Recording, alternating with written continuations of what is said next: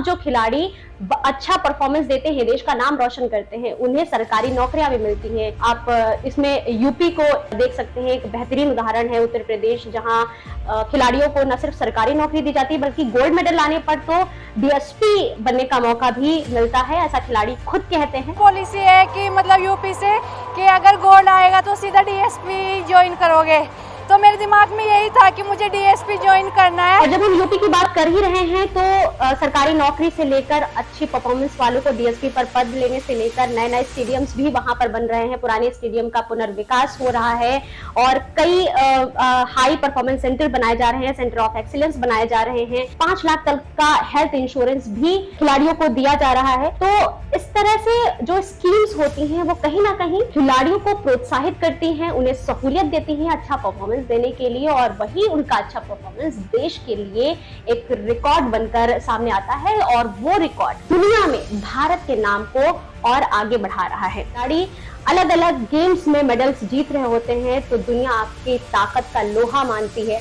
तो इसीलिए तमाम जो बड़ी कंट्रीज हैं, चाहे अमेरिका है, चाइना है, जापान है, ये स्पोर्ट्स पर बहुत ज्यादा फोकस करते हैं और इनका स्पोर्ट्स बजट भी बहुत ज्यादा होता है। इसीलिए एक बेहतर रिजल्ट वो लेकर आते हैं और अब भारत ने भी उसी स्ट्रैटेजी पर काम करना शुरू कर दिया है। 2020 में स्पोर्ट्स में अलग से फोकस किया जा सके, इसलिए कुछ और अच्छे काम किए गए, जैसे कि स्पोर्ट्स मंत्रालय को सेपरेट कर दिया गया। पहले 2 मंत्रालय एक साथ थे, लेकिन फिर स्पोर्ट्स मंत्रालय को सेपरेट कर दिया गया ताकि स्पोर्ट्स पर कंप्लीटली और अच्छी तरीके से फोकस किया जा सके। नॉर्थ ईस्ट पर अलग से फोकस किया जा सके, इसके लिए 643 करोड़ रुपए की अधिक की लागत से मणिपुर में खास तौर से देश की पहली स्पोर्ट्स यूनिवर्सिटी बनाई गई। उत्तर प्रदेश में भी एक बेहतरीन यूनिवर्सिटी बनाई जा रही है, जो कि मेजर ध्यानचंद जी के नाम पर ये यूनिवर्सिटी बन रही है। ये एक ऐसा इंस्टीट्यूशन होगा जिसमें स्पोर्ट्स से जुड़ा हर एक इंफ्रास्ट्रक्चर मौजूद होगा। तो सभी कंट्रीज जिनका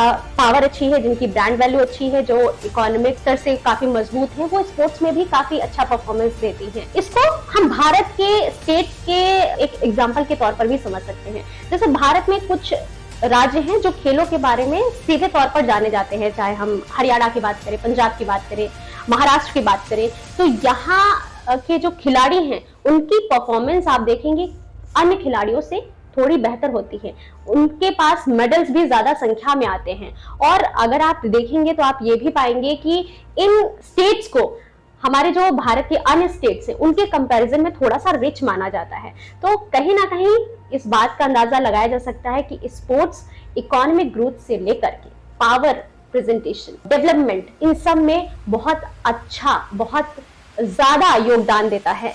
और ये भी आप देख सकते हैं कि जिस तरह से कोई स्टेट या कोई कंट्री स्पोर्ट्स में अच्छा कर रही होती है तो साथ ही साथ और बहुत सारी चीजों में, बहुत सारे एरियाज में भी वो अच्छा कर रही होती है। इसका एक बहुत अच्छा एग्जांपल उत्तर प्रदेश है। उत्तर प्रदेश इंफ्रास्ट्रक्चर से लेकर के ग्रोथ से लेकर, एक्सपोर्ट से लेकर, औद्योगिक सेक्टर से लेकर तमाम सेक्टर्स में, तमाम चीजों में, पर्यटन में, हर एक एस्पेक्ट में काफी अच्छा परफॉर्मेंस कर रहा है और धीरे धीरे स्पोर्ट्स में भी उसकी परफॉर्मेंस बेहतर होती जा रही है। इसको भी अगर हम एशियन गेम से कंपेयर करें तो हम देखते हैं कि 2018 में 9 मेडल्स उत्तर प्रदेश ने अकेले दिए थे, लेकिन उत्तर प्रदेश में जिस तरह से स्पोर्ट्स पॉलिसीज आई और उनका फायदा यहाँ के खिलाड़ियों को मिलना शुरू हुआ, तो 2023 में जो कंपटीशन हुआ एशियन गेम्स में, उसमें उत्तर प्रदेश का अकेले का कंट्रीब्यूशन 21 मेडल्स का था, दोगुने से ज्यादा सिर्फ अगले ही संस्करण में। 2018 में 18वां संस्करण था, 4 साल बाद ही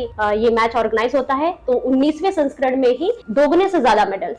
तो जिस तरह से स्पोर्ट्स आगे बढ़ता है वो उस स्टेट की, उस देश की डेवलपमेंट को भी आगे लेकर जाता है।